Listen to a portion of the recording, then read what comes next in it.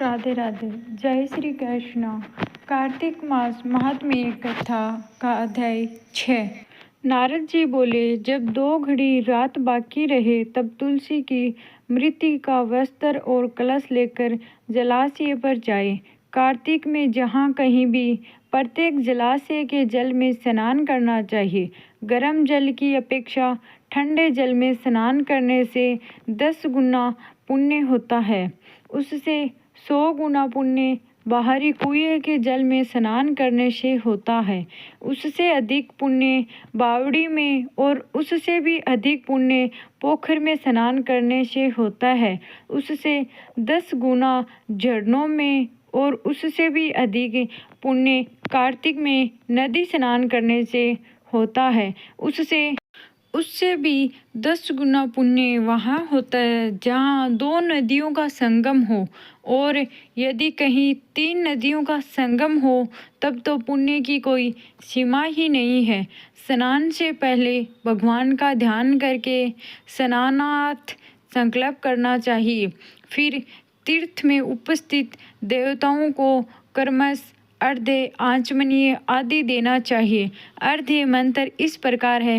हे कमलनाथ, आपको नमस्कार है। हे जलसाई भगवान, आपको प्रणाम है। हे ऋषिकेश, आपको नमस्कार है। मेरे दिए अर्घ्य को आप ग्रहण करें। बैकुंठ, प्रयाग तथा बद्रिकाश्रम में जहाँ कहीं भगवान विष्णु गए वहाँ उन्होंने 3 प्रकार से अपना पाँव रखा था। वहाँ पर ऋषि, वेद, यज्ञों सहित सभी देवता मेरी रक्षा करते रहें।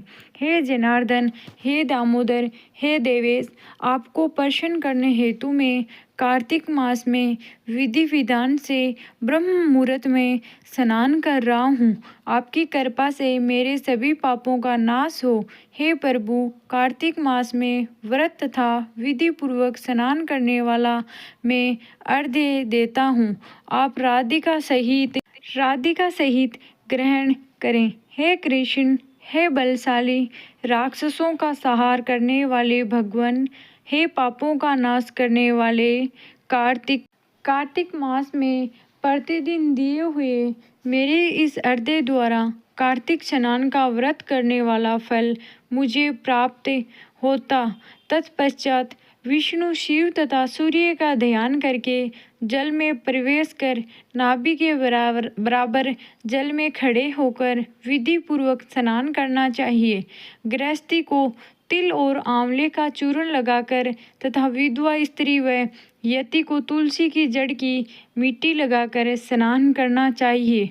सप्तमी, अमावस्या, नवमी, त्रयोदशी, द्वितीया, दशमी आदि तिथियों को आंवला तथा तिल से स्नान करना वर्जित है।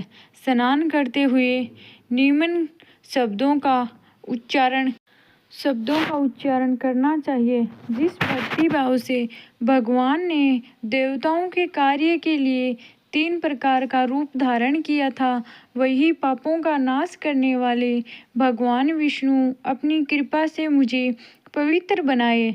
जो अनुनय से भगवान विष्णु की आज्ञा से कार्तिक व्रत करता है, उसकी इंद्रादि सभी देवता रक्षा करते हैं, इसलिए वह मुझको पवित्र करे। बीजों, रहस्यों तथा यज्ञों सहित वेदों के मंत्र कश्यप आदि ऋषि, इंद्रादि देवता मुझे पवित्र करें।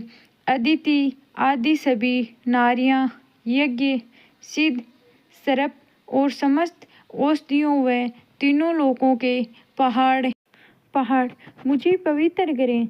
इस प्रकार कहकर स्नान करने के बाद मनुष्य को हाथ में पवित्री धारण करके देवता, ऋषि, मनुष्य तथा पितरों का विधि पूर्वक तर्पण करना चाहिए। तर्पण करते समय तर्पण में जितने तिल रहते हैं उतने वर्ष पर्यंतवर्ती के पितरगण स्वर्ग में वास करते हैं। उसके बाद वृत्ति को जल से निकलकर शुद्ध वस्त्र धारण करने चाहिए। सभी तीर्थों के सारे कार्य से निर्वृत्त होकर पुनः भगवान विष्णु का पूजन करना चाहिए। सभी तीर्थों के सारे देवताओं का स्मरण करने से भक्ति पूर्वक सावधान होकर चंदन, फूल और फलों के साथ भगवान विष्णु को फिर से अर्घ्य देना चाहिए। अर्घ्य के मंत्र का अर्थ इस प्रकार है।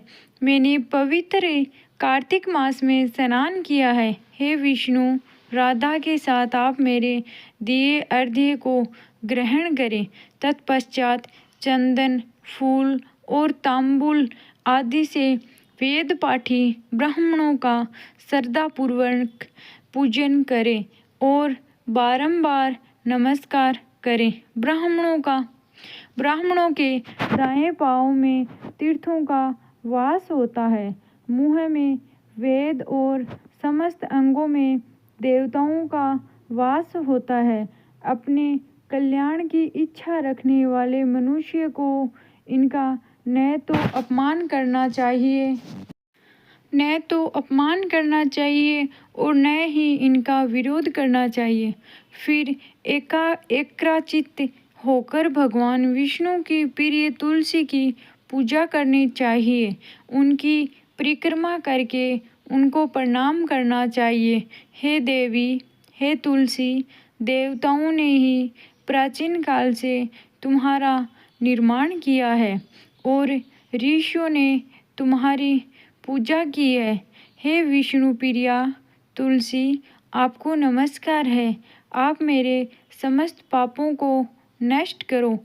इस प्रकार जो मनुष्य भक्ति पूर्वक कार्तिक व्रत का अनुष्ठान करते हैं, वे संसार के सुखों का भोग करते हुए अंत में मोक्ष को प्राप्त होते हैं। बोलो विष्णु भगवान की जय हो। राधे राधे।